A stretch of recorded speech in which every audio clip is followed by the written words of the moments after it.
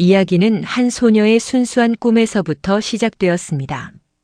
해경궁 홍씨, 본명 홍씨. 한양의 명문가에서 태어나신 그녀는 10살이 채 되기도 전에 이미 남다른 기품으로 모두의 시선을 사로잡았습니다. 홍씨가 태어난 집안은 조선 조정에서 대대로 높은 지위를 차지해온 풍산 홍씨 가문이었습니다. 그녀의 아버지 홍봉안은 학문의 조예가 깊고 인품이 단정하여 영조의 총애를 받고 있었으며 어머니 역시 명문가의 교수 출신으로 궁중 예법에 밝았습니다. 이런 환경에서 자란 홍씨는 자연스럽게 고귀한 품성과 뛰어난 지혜를 갖추어 갔습니다. 어린 홍씨의 하루는 새벽 예불로 시작되었습니다. 안채 뒤편의 작은 사당에서 조상님께 문안을 드린 후 어머니로부터 규범과 예법을 배우는 것이 일과였습니다. 오전에는 한글과 한자를 익히며 고전을 읽었고 오후에는 바느질과 자수를 배웠습니다. 그러나 무엇보다 홍씨가 좋아한 시간은 저녁 무렵 할머니께서 들려주시는 예시이야기를 듣는 시간이었습니다. 옛날 옛적 어느 왕국에 할머니의 부드러운 음성으로 시작되는 이야기들은 어린 홍씨의 마음속에 꿈과 희망을 심어주었습니다.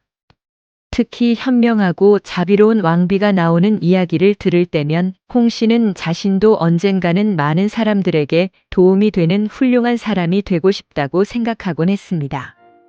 물론 그때만 해도 자신이 진짜 왕비가 될 것이라고는 꿈에도 생각하지 못했습니다. 특히 그녀가 세자빈 간택의 최종 후보로 거론되던 날 궁궐 안팎으로는 심상치 않은 소문이 돌았습니다. 영조께서 꿈에서 태양을 등에 업고 승천하는 봉황을 보셨는데 그 봉황이 바로 홍씨였다는 것입니다. 그 꿈은 영조께서 간택을 결정하시기 며칠 전 밤에 꾸신 것이었습니다. 꿈속에서 영조는 광활한 하늘 위를 날고 있었는데 갑자기 눈부신 태양빛 속에서 한 마리의 봉황이 나타났습니다. 그 봉황은 오색 찬란한 깃털을 가지고 있었고 등에는 작은 태양을 업고 있었습니다. 봉황은 영조를 향해 우아하게 날아와 정중히 예를 갖춘 후 다시 하늘 높이 승천해 갔습니다. 그 순간 영조는 봉황의 얼굴이 한 어린 소녀의 모습으로 변하는 것을 보았습니다. 맑고 총명한 눈빛, 단정한 이목구비, 그리고 무엇보다 선량함이 우러나는 미소를 가진 소녀였습니다. 꿈에서 깬 영조는 그 꿈의 의미를 깊이 생각해 보셨습니다. 조선시대의 꿈은 단순한 무의식의 발현이 아니라 하늘이 내린 계시로 여겨졌습니다. 특히 태양을 등에 업은 봉황은 왕실의 번영과 정통성을 상징하는 가장 길한 징조였습니다. 영조는 이 꿈이 다가올 세자빈 간택과 관련된 하늘의 뜻이라고 확신하셨습니다. 이 소문은 어린 소녀에게 거대한 운명의 무게를 얹어주었습니다. 홍씨의 가족들은 이 소문을 들었을 때 경외감과 동시에 깊은 부담감을 느꼈습니다. 영광스러운 일이지만 동시에 한 어린 소녀의 인생이 완전히 바뀔 수도 있는 거대한 전환점이었기 때문입니다. 궁궐에 입궐하여 최종 간택을 기다리는 시간은 가시방석과도 같았습니다. 수많은 후보들 사이에서 서로를 견제하는 눈빛이 오갔고 어린 소녀들은 각자의 운명을 짊어진 채 숨죽였습니다. 간택 당일 창덕궁 대조전에는 조선 팔도에서 선발된 20명의 처녀들이 모여 있었습니다. 모두 명문가의 딸들이었고 각각 뛰어난 미모와 교양을 갖추고 있었습니다. 그들은 각자 고운 한복을 차려입고 정좌하여 영조의 어전을 기다리고 있었습니다. 홍씨는 그 중에서도 가장 어렸지만 이상하게도 긴장하지 않았습니다. 오히려 주변의 소녀들이 너무 긴장한 나머지 떨고 있는 모습을 보며 안쓰러운 마음이 들었습니다.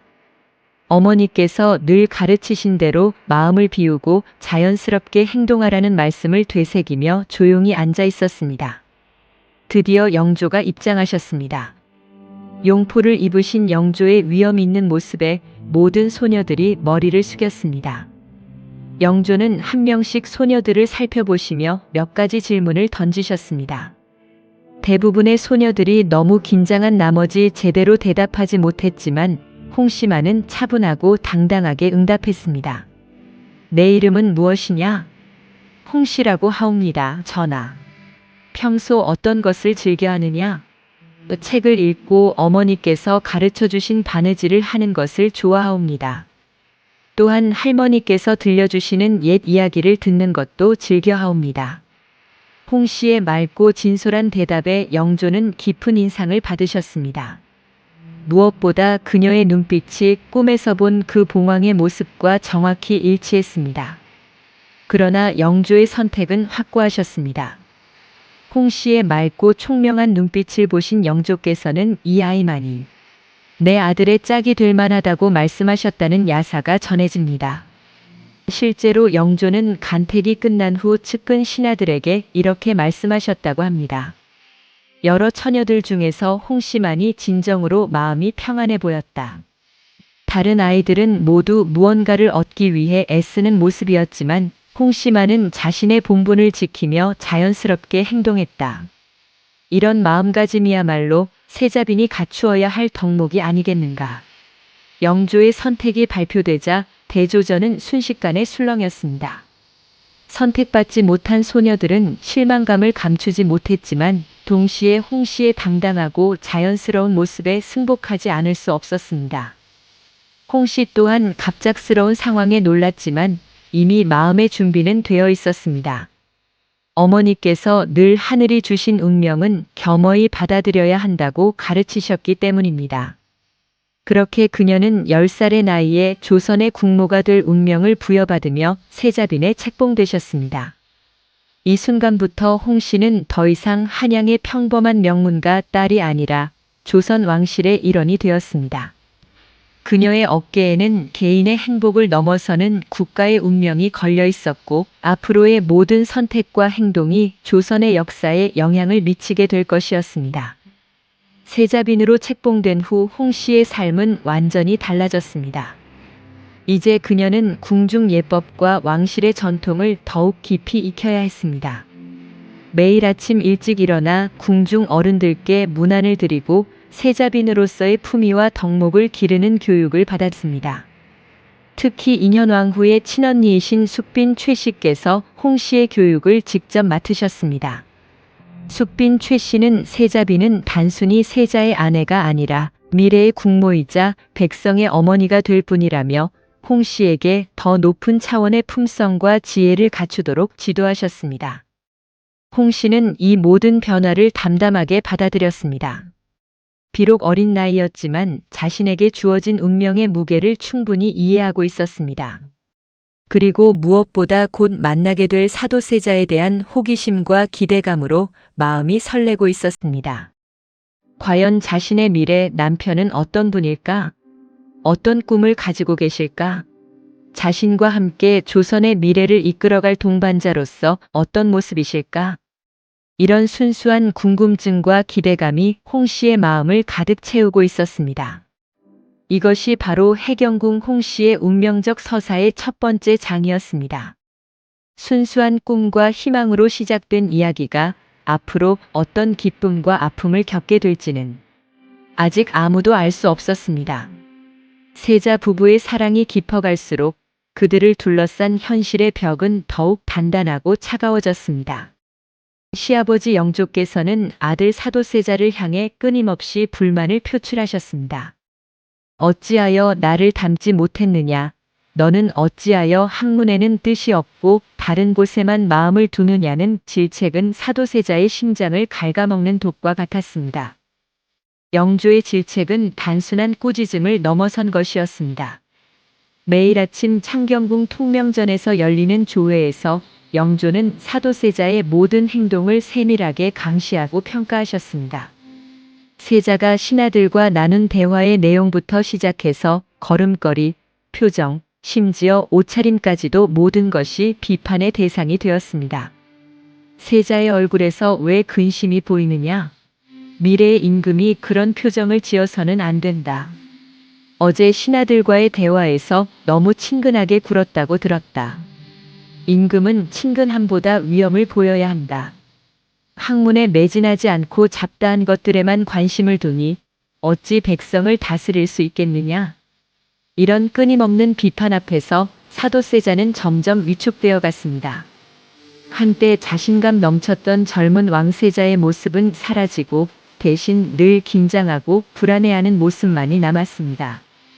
해경궁 홍씨는 그 고통스러운 순간들을 가장 가까이서 지켜보는 유일한 증인이었습니다.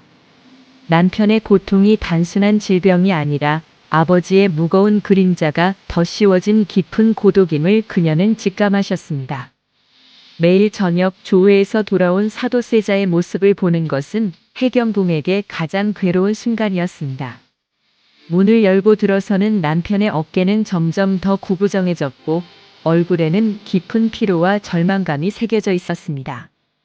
그럴 때마다 해경궁은 조용히 남편 곁으로 다가가 그의 손을 잡아주곤 했습니다.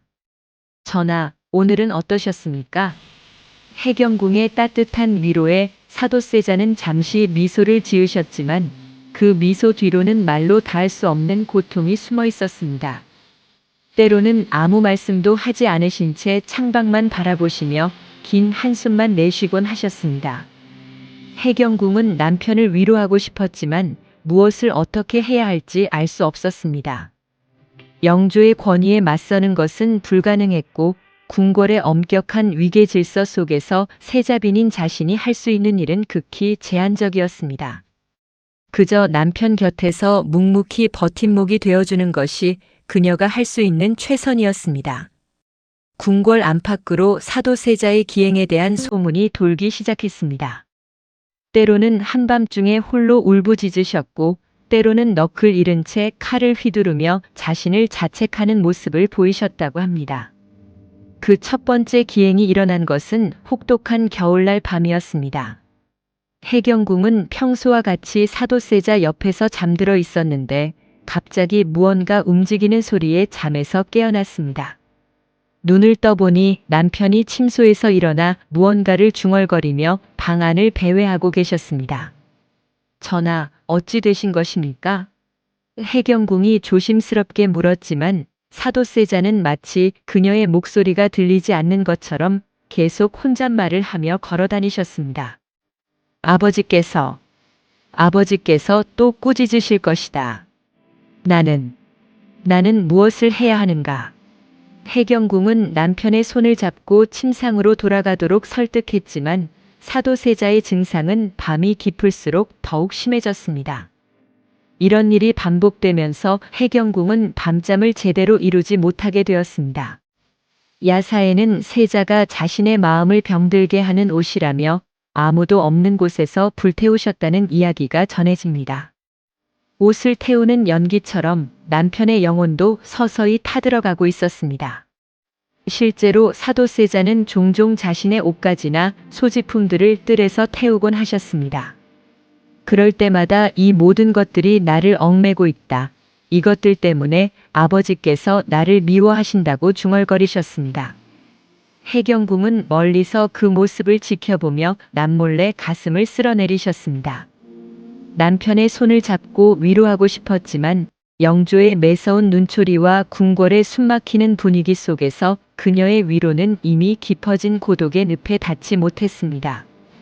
사도세자는 아버지의 눈을 피해 숨기 시작하셨습니다. 야사에 따르면 영조가 행차하실 때면 세자는 억지로 웃음 띤 얼굴을 해야 했고 그럴 때마다 온몸을 부들부들 떨며 극도의 불안에 시달리셨다고 합니다.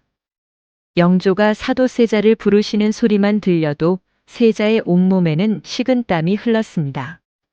조회에 참석하기 전에는 항상 거울 앞에서 표정 연습을 하셨고 해경궁에게 내 얼굴에 이상한 점은 없는가?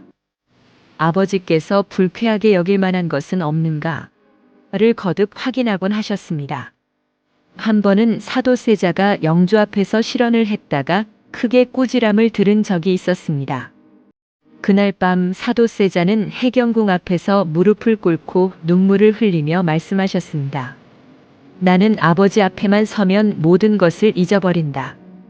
평소에 준비한 말들이 모두 사라지고 마음이 하얗게 변해버린다. 나는 과연 세자로서의 자격이 있는 것인가? 해경궁은 남편을 다독이며 위로했지만 그 상처는 쉽게 아물지 않았습니다.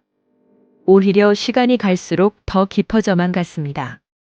가장 마음 아픈 것은 사랑스러운 아들 정조가 태어났을 때였습니다.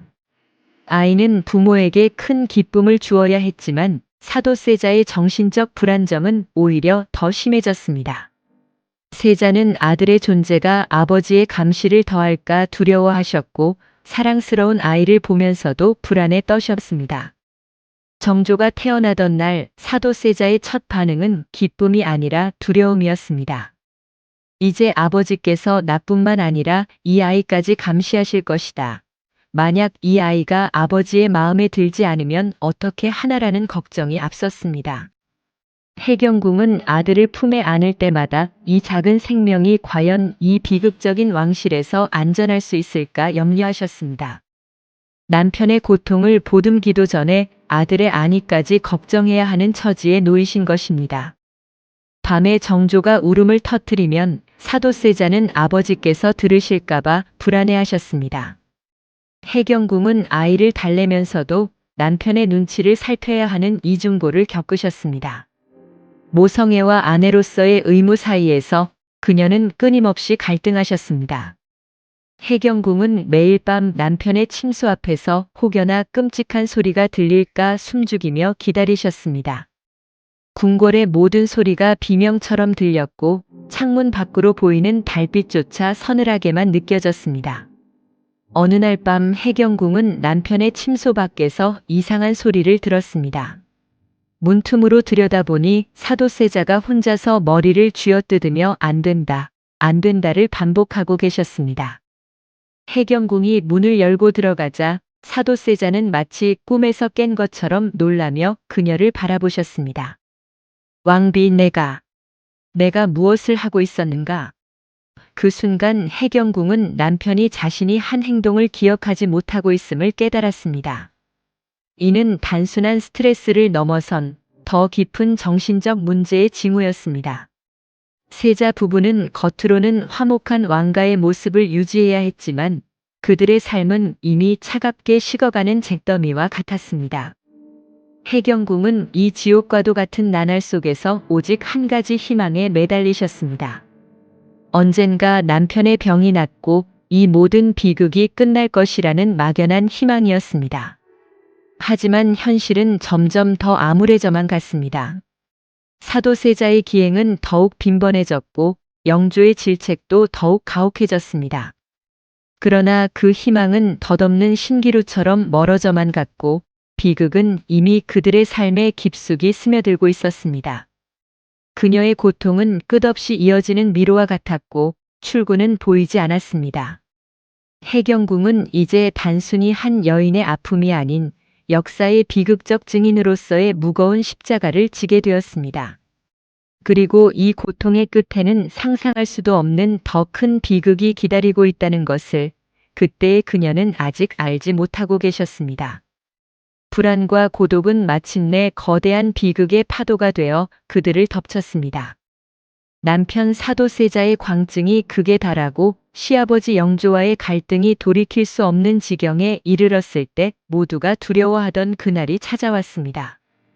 1762년 윤오월 궁궐의 공기는 유난히 무겁고 음산했습니다. 사도세자의 기행은 이제 궁궐 전체를 공포로 몰아넣고 있었습니다. 그는 종종 밤중에 칼을 들고 궁궐을 배회하셨고 때로는 자신의 시종들에게 해를 가하기도 하셨습니다. 해경궁은 그런 남편을 말려보려 애썼지만 사도세자는 이미 현실과 환상의 경계를 넘나들고 계셨습니다. 어느 날 밤 사도세자는 해경궁을 깨우시며 이렇게 말씀하셨습니다. 왕비야, 내가 보니 저기 창문 너머로 아버지께서 나를 지켜보고 계신다. 나를 감시하고 계시는 것이다. 해경궁이 창문을 보았지만 거기에는 아무도 없었습니다. 달빛만이 차갑게 방 안을 비추고 있을 뿐이었습니다. 영조는 마침내 폐쇄자의 명을 내리셨고 그 명령은 궁궐 전체를 얼어붙게 만들었습니다. 해경궁 홍씨에게 그날은 평생 잊을 수 없는 악몽으로 남아 있습니다. 그날 아침 창덕궁 전역에는 긴장감이 감돌았습니다. 평소보다 일찍 권례에 집결한 대신들의 표정은 어두웠고 궁녀들과 내관들은 숨죽인 채 움직였습니다. 무언가 중대한 일이 일어날 것이라는 불길한 예감이 궁궐 곳곳을 엄습하고 있었습니다. 야사에 따르면 그날 아침 사도세자는 평소와 달리 해경궁에게 내가 곧 세상을 떠날 것 같소라고 말씀하셨다고 합니다. 그녀는 그저 남편의 불안한 마음이라 생각하며 애써 괜찮은 척 위로하셨지만 그의 말은 차가운 예언처럼 현실이 되었습니다. 그날 아침 사도세자는 유난히 차분해 보이셨습니다. 평소에 불안하고 초조한 모습과는 달리 마치 무언가를 결심한 듯한 고요한 표정을 짓고 계셨습니다. 해경궁은 그런 남편의 모습에서 이상한 느낌을 받았지만 오히려 평온해 보이는 것이 다행이라고 생각했습니다. 전하, 오늘은 마음이 편안해 보이시네요. 그렇죠, 왕비. 오늘은 마음이 이상하게 평화롭소. 마치 오랜 여행을 떠날 준비를 마친 것 같소. 그 순간 해경궁의 가슴에는 불길한 예감이 스쳤습니다. 하지만 그녀는 그 예감을 애써 떨쳐내려 했습니다. 무슨 말씀을 그렇게 하십니까? 전하께서는 건강히 계셔야 하옵니다. 사도세자는 해경궁의 손을 잡으며 말씀하셨습니다. 왕비, 만약 내게 무슨 일이 생기거든 우리 아들을 잘 부탁하오. 그 아이만은 이 궁궐의 어둠에 물들지 않도록 지켜주시오. 해경궁은 남편의 말이 단순한 기우라고 생각하며 위로의 말을 건넸지만 사도세자의 눈빛에는 이미 이별의 그림자가 드리워져 있었습니다. 영조는 궁궐 마당에 뒤주를 가져오라 명하셨고 그 끔찍한 검은 그림자는 서서히 세자 부부의 숨통을 조여왔습니다. 해경궁이 뒤주를 처음 본 순간 그녀의 온몸에는 소름이 돋았습니다. 그것은 평범한 곡식을 저장하는 뒤주가 아니었습니다. 마치 관처럼 검고 차가운 기운을 뿜어내는 죽음의 상징과도 같았습니다.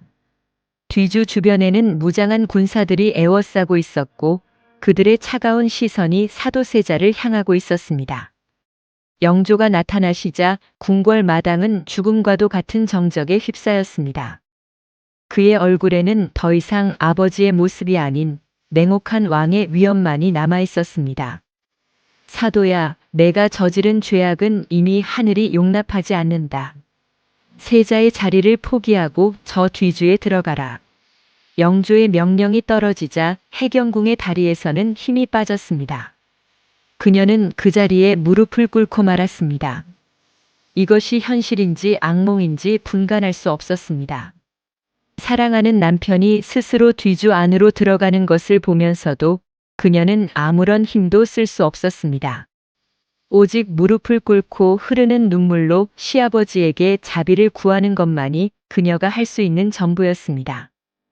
해경궁은 울부짖으며 아버님, 소자가 무슨 죄가 있습니까? 부디 아들을 살려주십시오라고 간청했지만 영조의 단호한 얼굴에는 어떤 미동도 없었습니다. 전하, 부디 자비를 베푸소서. 저희 세손을 생각해서라도. 해경궁의 애절한 호소는 궁궐 마당에 메아리 쳤지만 영조는 고개를 돌리시며 더 이상 그녀의 말을 듣지 않으셨습니다. 사도세자는 뒤주 앞에 서서 마지막으로 해경궁을 바라보셨습니다. 그의 눈에는 절망과 동시에 묘한 평온함이 함께 있었습니다. 왕비 나를 기억해 주시오. 그것이 사도세자가 해경궁에게 남긴 마지막 말이었습니다. 뒤주 문이 닫히는 순간 해경궁의 세상도 함께 무너져 내렸습니다. 그녀의 눈에 비친 것은 문이 굳게 잠긴 채 멀어지는 검은 뒤주의 모습뿐이었습니다. 뒤주 안에서 들려오는 남편의 절규는 매미의 울음처럼 길고 처절했습니다. 그리고 8일 후 그 모든 소리가 멈추었을 때 그녀의 영혼도 함께 죽은 듯 했습니다. 첫째 날 해경궁은 뒤주 근처를 떠날 수 없었습니다. 군사들이 가로막았지만 그녀는 조금이라도 더 가까이 가려 했습니다. 뒤주 안에서 들려오는 남편의 목소리, 벽을 두드리는 소리, 간절한 호소들이 그녀의 심장을 찢어놓았습니다. 둘째 날부터 사도세자의 목소리는 점점 약해졌습니다. 처음에 분노와 절규는 점차 애걸과 탄식으로 변해갔습니다. 해경궁은 밤새 뒤주 앞에서 기도를 올렸습니다. 하늘의 조상님께 그 누구든 남편을 구해달라고 간절히 빌었습니다. 셋째 날 뒤주 안에서는 물을 달라는 간절한 목소리가 들려왔습니다. 해경궁은 물 한 그릇을 들고 뒤주로 달려갔지만 군사들은 그녀를 막아섰습니다. 그녀는 그 자리에서 무너져 내렸습니다. 넷째 날부터는 소리가 점점 줄어들었습니다. 가끔씩 들려오는 미약한 움직임만이 남편이 아직 살아있다는 것을 알려주었습니다. 일곱째 날 뒤주는 거의 조용해졌습니다. 해경궁은 귀를 바짝 대고 들어보려 했지만 더 이상 아무런 소리도 들리지 않았습니다. 여덟째 날 아침 완전한 침묵이 뒤주를 둘러쌌습니다. 해경궁은 그 순간을 알았습니다. 사랑하는 남편이 세상을 떠났다는 것을. 그러나 그녀에게 더 끔찍한 고통은 슬픔을 표현하지 못하는 침묵이었습니다. 남편의 죽음이 영모의 결과로 포장되는 상황 속에서 해경궁은 조용히 입을 다물어야 했습니다. 사도세자의 죽음이 공표된 후 궁궐의 분위기는 급격히 변했습니다. 모든 사람들이 조심스럽게 행동했고 사도세자의 이름조차 함부로 입에 올리지 못했습니다. 그의 죽음은 스스로 목숨을 끊었다고 발표되었고 그 어떤 애도나 추모도 허용되지 않았습니다. 해경궁은 이런 상황에서도 세손의 어머니로서 의연함을 보여야 했습니다. 사람들 앞에서 눈물을 흘리거나 슬픔을 드러내는 것은 정치적으로 위험한 행위가 될 수 있었습니다. 그녀의 옆에는 아직 어린 아들, 즉 훗날 정조가 되실 세손이 있었습니다. 만약 그녀가 조금이라도 감정을 드러내거나 남편의 억울함을 호소했다면 정치적 세력들에게 빌미를 주어 아들마저 위험에 빠뜨릴 수 있었습니다. 야사에 따르면 일부 권력자들은 어린 정조를 폐위시키려 음모를 꾸미고 있었고 해경궁은 그들의 서늘한 눈빛을 견디며 아들을 위해 숨죽여야 했다고 합니다. 특히 노론 벽파의 일부 세력들은 사도세자의 죽음을 기회로 삼아 세손까지 제거하려는 계획을 세우고 있었습니다. 그들은 해경궁의 모든 행동을 감시했고 조금이라도 반정부적인 기색을 보이면 그것을 빌미로 삼으려 했습니다. 해경궁은 이런 위험한 상황을 정확히 파악하고 있었습니다.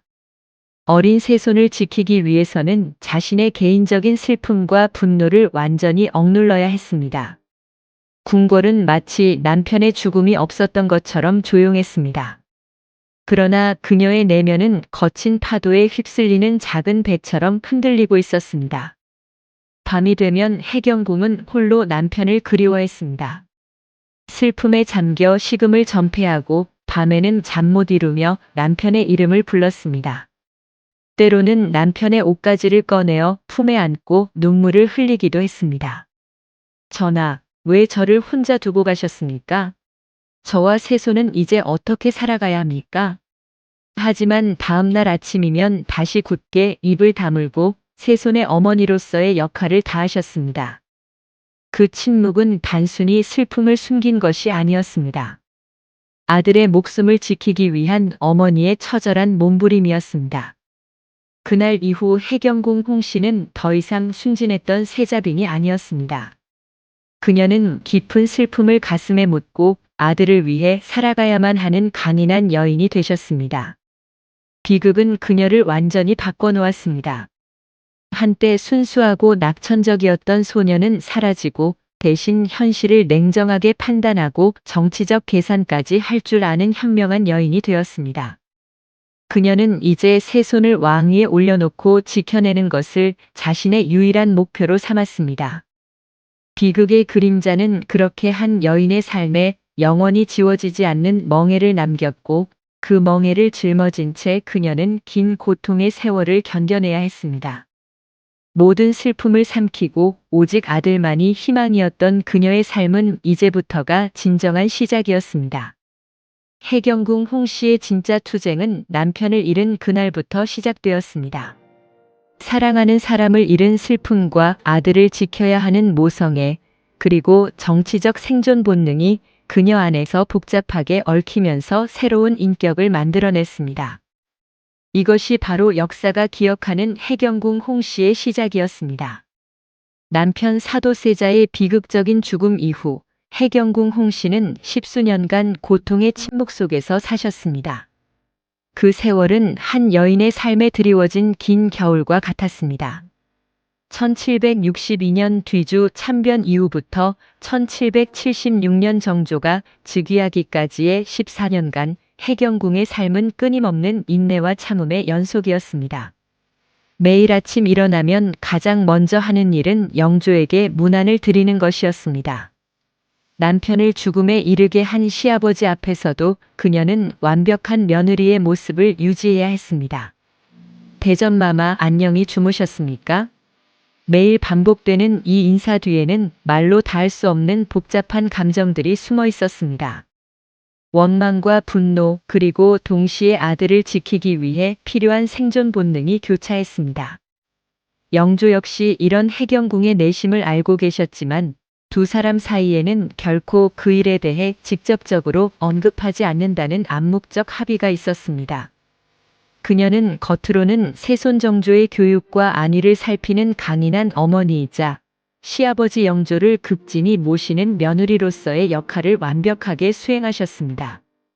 하지만 그녀의 내면은 여전히 뒤주에 갇힌 남편의 마지막 절규로 가득 차 있었습니다. 세손 정조의 교육에 있어서 해경궁은 특별히 신경을 쓰셨습니다. 아들이 아버지와 같은 길을 걷지 않게 하기 위해서였습니다. 그녀는 정조에게 학문의 중요성을 강조하셨고 동시에 정치적 감각을 기르도록 지도하셨습니다. 아버지의 비극을 반면교사로 삼아 정조가 할아버지 영조의 마음에 들 수 있는 현명한 세손이 되도록 끊임없이 노력하셨습니다. 마침내 긴 고통의 세월 끝에 희망의 빛이 비쳤습니다.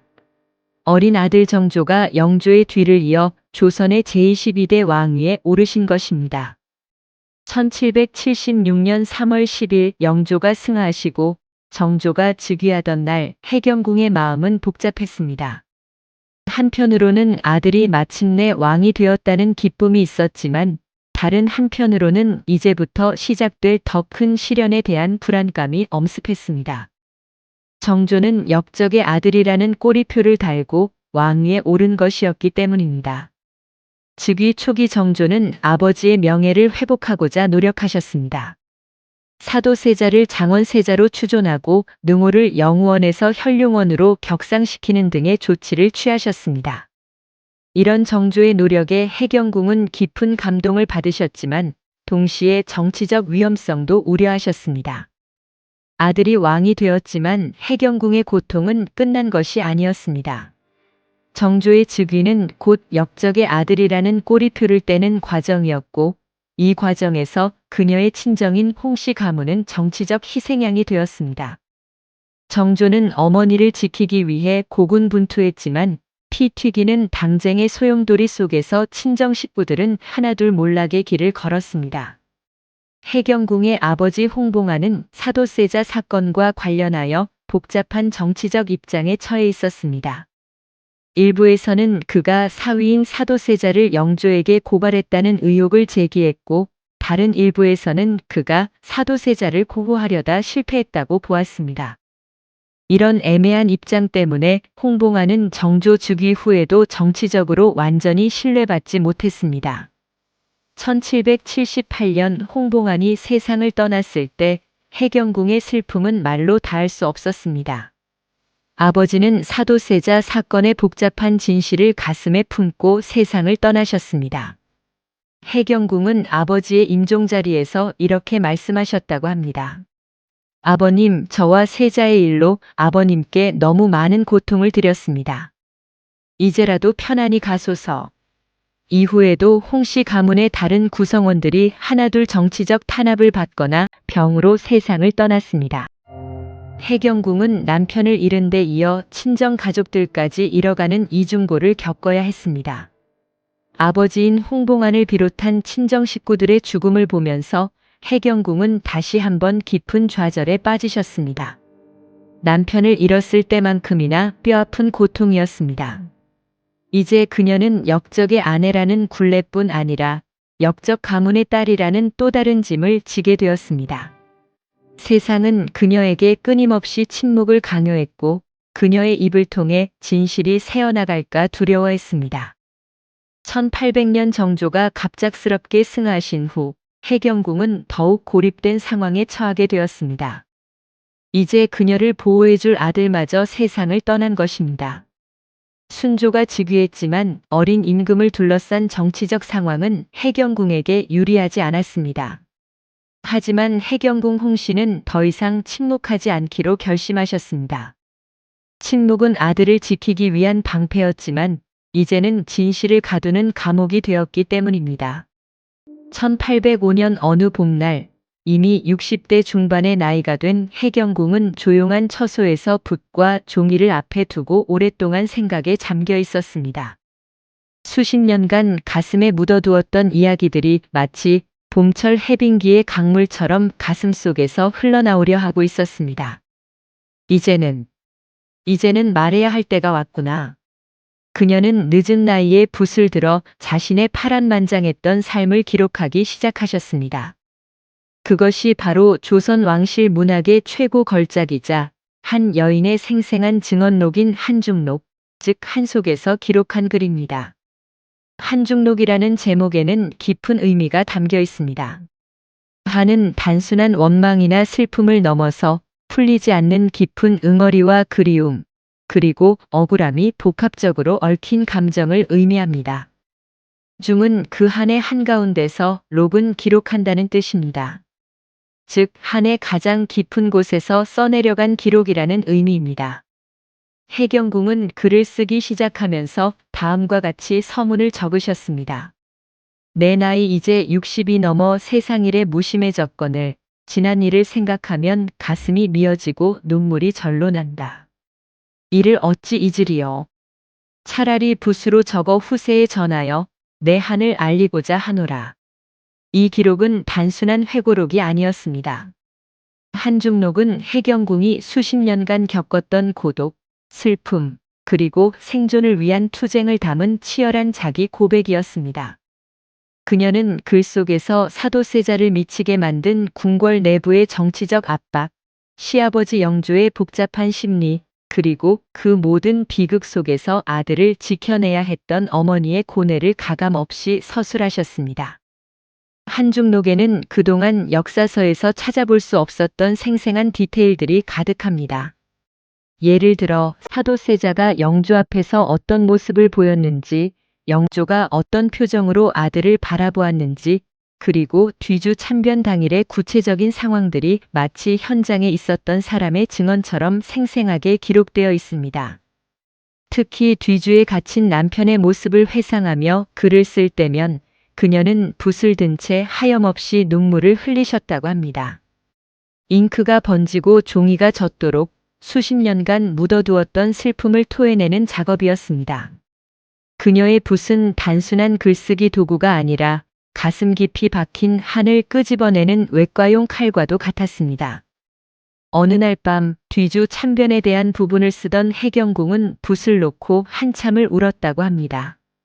그리고는 이렇게 중얼거리셨습니다. 이 일을 적으니 마치 그날로 돌아간 것 같구나. 세자야, 내가 이렇게라도 내 억울함을 세상에 알리련다. 이 기록의 가치는 야사의 영역을 넘어서는 사실적 디테일에 있습니다. 그녀는 사도세자가 뒤주에 갇히기 전 어떤 상태였는지, 영조가 어떤 말을 했는지, 자신이 어떤 심정으로 뒤주를 바라보았는지에 대한 생생한 육성을 남기셨습니다. 예를 들어 뒤주에 갇힌 남편을 위해 몰래 물을 주려다 발각될 뻔했던 섬뜩한 순간들, 그리고 뒤주 곁을 떠나지 못하고 흘렸던 피눈물의 기록은 시대를 초월하여 독자들의 가슴을 먹먹하게 만듭니다. 한중록에는 이런 구절이 있습니다. 뒤주에서 들려오는 소리를 듣고 있자니 내 심장이 찢어지는 것 같았다. 물 한 그릇이라도 드리고 싶어 몰래 다가갔으나 군사들이 막아서니 어찌할 도리가 없었다. 그저 멀리서 바라보며 눈물만 흘릴 뿐이었다. 한중록은 문학적으로도 큰 가치를 지닙니다. 당시 왕실 여인이 자신의 이야기를 이토록 자세하고 솔직하게 기록한 것은 매우 이례적인 일이었습니다. 조선시대에는 여성의 목소리가 공적 기록에 남는 경우가 매우 드물었는데 해경궁은 자신의 체험을 통해 역사의 진실을 증언한 최초의 왕실 여성이었습니다. 그녀의 문장은 간결하면서도 감정을 깊이 있게 담아내어 마치 옆에서 이야기를 듣는 듯한 생생함을 전달합니다. 그녀는 자신의 글을 통해 단순한 역사적 인물이 아닌 감정을 가진 한 여인으로서의 존재를 세상에 증명하셨습니다. 한중록의 문체는 한글로 쓰여져 있어 더욱 친근하고 솔직합니다. 당시 공식 기록들이 모두 한문으로 작성된 것과 달리 해경궁은 자신의 모국어인 한글로 마음속 깊은 이야기를 털어놓았습니다. 이는 그녀가 공식적인 역사 기록이 아닌 개인적이고 진솔한 증언을 남기고 싶어 했음을 보여줍니다. 그녀는 슬픔을 기록하는 여류 작가로서 영원히 역사에 이름을 남기게 되신 것입니다. 이 회고록은 해경궁에게는 오랜 침묵과 한을 풀어내는 해방구였고 후대 사람들에게는 조선 왕실의 가장 비극적인 순간을 이해하는 열쇠가 되었습니다. 그녀는 붓을 통해 자신의 삶을 지배했던 운명에 맞서 싸우셨고 그 결과는 시대를 관통하는 슬프지만 아름다운 유산으로 우리에게 남겨졌습니다. 한중록을 완성한 후 해경궁은 이렇게 말씀하셨다고 전해집니다. 이제야 내 가슴에 맺힌 한을 조금이나마 풀었구나. 후세 사람들이 이 글을 읽고 우리가 겪은 고통을 이해해 준다면 그것으로 족하다. 한중록은 단순히 과거의 기록을 넘어서 불의한 권력에 맞서 진실을 증언한 용기 있는 여성의 목소리였습니다. 해경궁 홍씨는 침묵을 강요받았던 시대에 자신만의 방식으로 저항했고 그 저항은 문학이라는 영원한 형태로 우리에게 전해진 것입니다. 그녀의 붓끝에서 흘러나온 한 방울 한 방울의 눈물은 이제 한국 문학사상 가장 소중한 보석이 되어 영원히 빛나고 있습니다. 한중록이라는 위대한 기록을 남기신 후 해경궁 홍씨의 삶은 비로소 오랜 고통의 터널을 지나 빛을 보게 되셨습니다. 그녀의 회고록은 단순한 비극의 기록이 아니었습니다. 그것은 한 인간의 깊은 슬픔을 넘어 시대를 통찰하는 지혜와 아들을 지키기 위한 어머니의 숭고한 사랑을 담은 유산이었습니다. 한중록을 완성한 후 해경궁의 마음에는 묘한 평화가 찾아왔습니다. 수십 년간 가슴에 맺혀있던 응어리가 그를 통해 풀려나가면서 그녀는 처음으로 진정한 해방감을 맛보셨습니다. 이제 더 이상 혼자서 모든 고통을 감내할 필요가 없었습니다. 그녀의 이야기는 종이 위에 영원히 기록되었고 후세 사람들이 그 고통을 함께 나누어 가질 것이었기 때문입니다. 이 글을 통해 해경궁은 자신을 짓누르던 운명에 맞서 싸우셨고 침묵으로 가려졌던 진실을 세상에 드러내셨습니다. 더 이상 그녀는 피해자가 아닌 역사의 진실을 증언하는 용기 있는 증인이 되었습니다. 글쓰기라는 행위를 통해 그녀는 자신의 운명을 스스로 재정의하고 역사 속에서 자신만의 목소리를 찾아낸 것입니다. 그녀의 여생은 아들 정조의 곁에서 평온하게 이어졌습니다. 정조는 어머니의 한을 풀어드리기 위해 노력하셨고 그분의 아낌없는 효심은 궁궐 안팎으로 큰 감동을 주었습니다. 야사에 따르면 정조는 새벽마다 어머니의 침소에 문안 인사를 드렸고 어머니가 즐겨 드시는 음식과 옷을 직접 챙기는 등 지극한 효심을 다하셨다고 합니다. 이런 정조의 모습은 단순한 형식적 효도를 넘어서는 깊은 사랑의 표현이었습니다.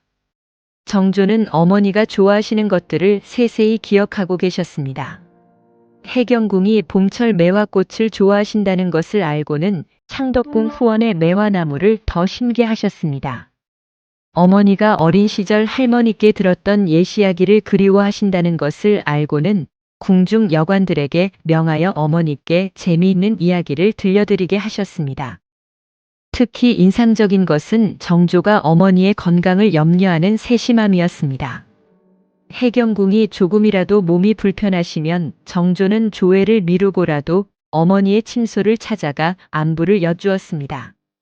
이런 정조의 모습을 보며 궁중의 신하들도 깊이 감동했다고 전해집니다. 어느 날 해경궁이 감기로 몸살을 앓으셨을 때 정조는 이렇게 말씀하셨다고 합니다. 어머니의 몸이 편찮으시니 나라의 모든 일이 무슨 소용이 있겠소. 어머니께서 건강하실 때까지는 다른 일들은 미루어도 좋소. 이런 정조의 급진한 효심은 해경궁의 마음에 큰 위안이 되었습니다. 어머니를 향한 정조의 사랑은 그저 말이나 행동에 그치지 않았습니다. 그는 어머니의 생신을 축하하고 아버지의 묘를 참배하기 위해 수원에 화성행궁을 짓고 성대한 행차를 열었습니다. 1795년 을묘년에 이루어진 을묘원행은 조선 역사상 가장 성대한 왕실 행사 중 하나였습니다. 이는 단순한 행차가 아니라 정조가 어머니 해경궁의 회감 60세 생신을 축하하고 아버지 사도세 자장헌 세자의 현묘원을 참배하기 위한 종합적인 효행 이벤트였습니다. 정조는 이 행사를 위해 무려 3년간 준비했습니다. 수원에 화성을 건설하고 그 안에 화성행궁이라는 임시 궁궐을 지었습니다. 이 모든 것이 어머니와 아버지를 위한 것이었습니다. 정조는 이를 통해 아버지의 명예를 회복하고 어머니의 한을 풀어드리려 했던 것입니다. 을묘원행 당시의 행렬은 장관이었습니다. 총 6천여 명이 참가한 대규모 행차였고 그 화려함과 웅장함은 조선 전체를 감동시켰습니다. 해경궁께서는 수많은 백성이 행렬을 보며 감동하고 환호하는 모습을 보며 아들이 왕으로서 얼마나 굳건히 서 계신지 직접 확인하셨습니다. 행차 도중 백성들이 만세 만세 를 외치며 환영하는 모습을 본 해경궁은 깊은 감동을 받으셨습니다. 특히 어린아이들이 꽃을 뿌리며 환영하는 모습을 보시며 이렇게 말씀하셨다고 합니다. 우리 아들이 참으로 백성들의 사랑을 받고 있구나. 이것만으로도 내가 겪은 모든 고통이 보상받는 것 같다. 그 순간 남편을 잃고 홀로 견뎌야 했던 모든 고통이 아들의 위대한 효심과 성공으로 보상받는 듯한 기쁨을 느끼셨습니다. 화성행궁에서 열린 회가변은 해경궁의 인생에서 가장 행복한 순간 중 하나였습니다.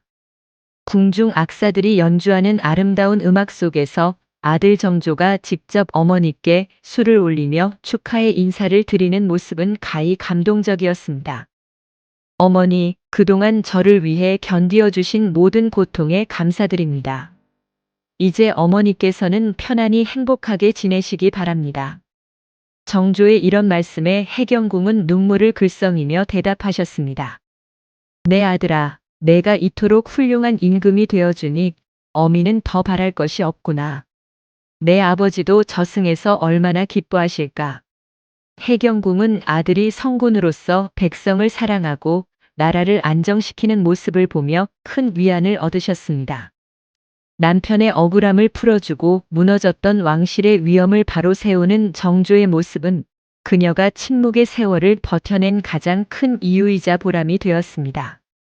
정조는 규장각을 설립하여 학문을 진흥시키고 수많은 개혁 정책을 통해 백성들의 삶을 개선했습니다.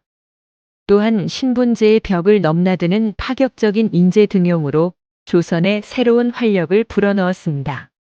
이런 정조의 업적들을 보며 해경궁은 진심으로 자랑스러워하셨습니다. 그녀는 남편을 잃은 슬픔을 통해 삶의 무상함을 깨달으셨고 아들을 지키는 과정에서 인간이 가질 수 있는 가장 강인한 힘이 무엇인지 알게 되셨습니다. 해경궁이 만년에 자주 하신 말씀이 있습니다. 인생은 참으로 덧없는 것이로구나. 기쁨도 슬픔도 모두 지나가는 것이니 중요한 것은 그 속에서 진정한 의미를 찾는 것이다. 그녀는 개인적인 고통을 통해 보편적인 인간의 조건에 대한 깊은 통찰을 얻으셨습니다. 삶이란 예측할 수 없는 시련과 고통의 연속이지만 그것을 견디어내는 힘은 사랑에서 나온다는 것을 깨달으셨습니다. 남편에 대한 사랑, 아들에 대한 사랑, 그리고 진실에 대한 사랑이 그녀를 지탱해 준 것입니다. 한중록은 그녀가 아들에게 남긴 가장 값진 유산이기도 했습니다. 해경궁은 그를 통해 아들이 짊어진 무거운 짐을 이해하게 하셨고 그가 나아가야 할 길을 지혜롭게 밝혀주셨습니다. 정조는 어머니의 한중록을 읽고 깊은 감동을 받았다고 합니다. 그는 어머니가 겪은 고통의 깊이를 새롭게 이해하게 되었고, 동시에 어머니의 강인함과 지혜에 더욱 경외심을 갖게 되었습니다. 어느 날 정조는 어머니께 이렇게 말씀드렸습니다. 어머니의 글을 읽으니 제가 알지 못했던 많은 진실을 깨닫게 됩니다. 어머니께서 저를 위해 감내하신 고통이 얼마나 큰 것이었는지 이제야 알겠습니다. 해경궁은 대답하셨습니다. 내가 이 글을 쓴 것은 너를 위해서였다. 내가 앞으로 어떤 어려움을 만나더라도 이 글에서 지혜와 용기를 얻기를 바란다. 한중록은 단순한 회고록을 넘어서 정조에게는 인생의 지침서 역할을 했습니다. 어머니가 경험한 시련과 그것을 극복한 과정을 통해 정조는 진정한 리더십이 무엇인지 배울 수 있었습니다. 그녀는 단순한 역사적 인물이 아니라 비극 속에서도 희망을 잃지 않고 삶의 의미를 찾아낸 한 인간의 표상이 되셨습니다. 그녀의 삶은 한없이 슬펐지만 그 슬픔 속에서 피어난 지혜는 시대를 초월하여 빛을 발했습니다. 해경궁의 생애는 인간의 회복력과 적응력이 얼마나 놀라운지를 보여주는 사례입니다. 그녀는 절망적인 상황에서도 포기하지 않고 오히려 그 경험을 통해 더 깊은 인간이 되었습니다. 개인적인 비극을 보편적인 지혜로 승화시킨 것입니다. 그녀가 말년에 자주 하신 말씀 중에 이런 것이 있습니다. 고통이 없었다면 나는 이만큼 깊이 생각할 수 없었을 것이고, 슬픔이 없었다면 다른 사람의 아픔을 이해할 수 없었을 것이다. 모든 경험에는 그 나름의 의미가 있다. 세월이 흘러 해경궁 홍씨는 긴 고통의 세월을 끝내고 평안히 눈을 감으셨습니다. 1815년 정월, 향년 81세의 나이로 그녀는 마지막 숨을 거두셨습니다. 임종을 지킨 정조는 이미 세상을 떠난 후였지만 순조와 궁중의 모든 사람들이 깊은 슬픔에 잠겼습니다. 그녀의 마지막 말씀은 이러했다고 전해집니다. 이제 세자를 만나러 갈 시간이 되었구나. 그리고 정조도 기다리고 있을 것이다. 너희들은 슬퍼하지 말거라. 나는 이제 평안하다. 해경궁의 장례는 국장으로 치러졌고 조선 전체가 한 위대한 여인의 죽음을 애도했습니다. 그녀는 비운의 세자빈으로만 기억되지 않고 슬픔을 기록한 위대한 여류 작가이자 아들을 지켜낸 강인한 어머니로 영원히 역사에 남게 되셨습니다. 그녀의 이야기는 오늘날까지도 수많은 이들의 가슴에 깊은 감동과 교훈을 전하며 진정한 삶의 가치를 되새기게 합니다. 현대를 살아가는 우리들도 해경궁의 삶에서 많은 것을 배울 수 있습니다. 예측할 수 없는 시련 앞에서도 굴복하지 않는 의지, 사랑하는 사람을 지키기 위한 헌신, 그리고 개인적인 고통을 보편적인 지혜로 승화시키는 능력 등이 그것입니다. 특히 그녀가 보여준 기록하는 용기는 현대의 우리에게도 큰 영감을 줍니다. 진실을 증언하고 자신의 목소리를 내는 것의 중요성을 그녀의 삶이 웅변하고 있기 때문입니다. 슬픔을 한으로 품고 살던 한 여인이 결국은 그 한을 붓으로 승화시켜 영원한 사랑과 지혜를 후세에 남긴 위대한 서사. 이것이야말로 해경궁 홍씨의 삶이 우리에게 주는 가장 큰 감동이 아닐까 합니다. 그녀의 이야기는 끝났지만 그녀가 남긴 한중록과 그 속에 담긴 지혜는 영원히 계속될 것입니다. 시대를 초월하여 많은 이들에게 위로와 용기를 주면서 진정한 인간의 존재 가치가 무엇인지를 끊임없이 일깨워 줄 것입니다. 해경궁 홍씨, 그 이름 자체가 이제는 불굴의 의지와 모성애, 그리고 진실을 향한 용기의 상징이 되었습니다.